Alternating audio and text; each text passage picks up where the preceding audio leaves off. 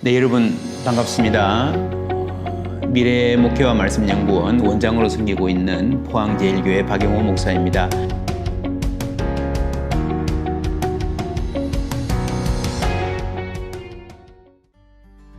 오늘 제가 소개하고 싶은 책은 제레미 리프킨의 공감의 시대라고 하는 책입니다. 작년부터 포스트 코로나에 대해서 앞으로 세계가 어떻게 될 것인가, 어떻게 살아야 하는가에 대해서 많은 분들이 얘기를 했습니다. 아주 구체적으로는 디지털 시대, 메타버스 이런 이야기 쪽이 있고요. 또 아주 광범위한 좀 추상적이지만 거시적인 관점에서의 이야기가 있는데 이 둘을 잘 조합한 아주 세부적이면서도 포괄적인 이야기를 잘 해준 분이 제레미 리프킨이라고 저는 생각을 합니다. 그래서 포스트 코로나 담론에 대한 지침을 찾아보고 싶을 때 리프킨이 뭐라고 얘기했는지 한번 귀 기울여 들어보면 좋을 것 같습니다. 리프킨은 많은 책이 국내에서도 소개됐었죠. 소유의 종말이라는 책. 이게 원제는 The Age of Access입니다. Access. 그러니까 접근이 중요하다는, 벌써 오래전부터 이런 말들을 계속했고요. 내가 뭘 가지는 것보다 어디에 접근해 있는 게 중요하다. 지금 이 온택트 시대에 중요한 화두가 되고 있지 않습니까? 혹은 유러피안 드림, 아메리칸 드림, 개인 중심, 성취 중심의 문화보다 유러피안 드림이라고 하는 공동체 문화, 소속의 문화가 앞으로 세계를 이끌어갈 것이다 라고 하는 바로 이러한 통찰도 이제는 에이시안 드림, 한국이 K방역에 성공하고 아시아의 공동체주의가 각광을 받는, 주목을 받는 이 시대에 다시 한번 다른 각도에서 들여다볼 아주 귀한 접근이라고 저는 생각을 합니다. 저는 이 공감의 시대라고 하는 것을 범주적으로 빅 히스토리라고 하는 범주에 넣을 수 있을 거라고 생각을 합니다. 빅 히스토리 그러면 뭐 빌 게이츠가 펀딩한 그런 책들도 있고요. 총균세 같은 책, 재밌는 책이죠. 유발 하라리가 쓴 사피엔스나 호모데우스 같은 책도 이 범주에 넣을 수 있습니다. 본인도 뭐 이거는 빅 히스토리는 아니다 이렇게 이야기하는 것 같은데 어쨌거나 크게 보아서 대략 그런 비슷한 책 중에 하나로 규정을 할 수 있을 것 같아요. 빅 히스토리라는 게 인류 역사 전체를 통과를 하는 거기 때문에 역사적 시점에 따라서 점과 점을 연결하는 거죠. 점과 점을 연결해서 나름대로 큰 그림을 그리는 것이기 때문에 연결하는 방식에 있어서 이 상상력이 필요합니다. 유발 하라리 같은 사람은 어떤 수사, 이야기를 이끌어나간 수사력과 레토릭이 아주 탁월한 사람인데 빅 히스토리는 이 점과 점이 머니까 미시적 역사에 비해서는 비약이 있을 수밖에 없습니다. 그 비약은 자신의 철학과 자신의 갖고 있는 전제가 강하게 드러나는데 그런 점에서 저는 이 빅 히스토리에 관심이 있으면 공감의 시대라는 책을 꼭 읽어보시라고 권하고 싶습니다. 공감이라는 하나의 주제로 인간은 서로 공감하고 협력할 때에 늘 발전해 왔었고 인간의 성공, 행복은 공감에 달려 있다라고 하는 주제로 세계 역사 전체를 전망하고 깬 겁니다. 그래서 이런 주제를 위해서 심리학을 중심에 놓고 교육학, 경제학, 철학, 신학적 접근까지 함께 다 아우르는 그런 접근이라고 볼 수 있습니다.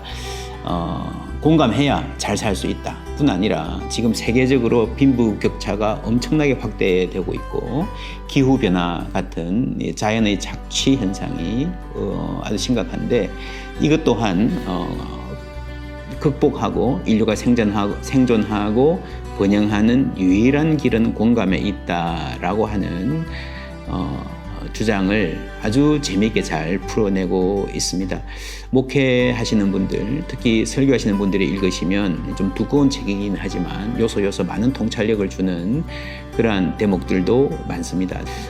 사실 모든 책은 기본적으로 세계관, 특별히 인간관에 대한 뿌리가 중요한데 이 책은 지금 세계를 이끌어 나가는 전체의 인간관의 핵심이, 가장 강한 힘이 호모 에카나미쿠스, 그러니까 돈을 잘 버는 경제적인 이익을 따라 움직이는 인간형, 그 인간을 합리적 이름하는 그러한 전통과 그러한 흐름에 맞서서 호모 엠파테쿠스, 그러니까 공감하는 인간이라고 하는, 공감할 때 더 잘 살 수 있는 인간을 우리가 재발견해야 된다라고 하는 그러한 경향을 보여주고 있습니다.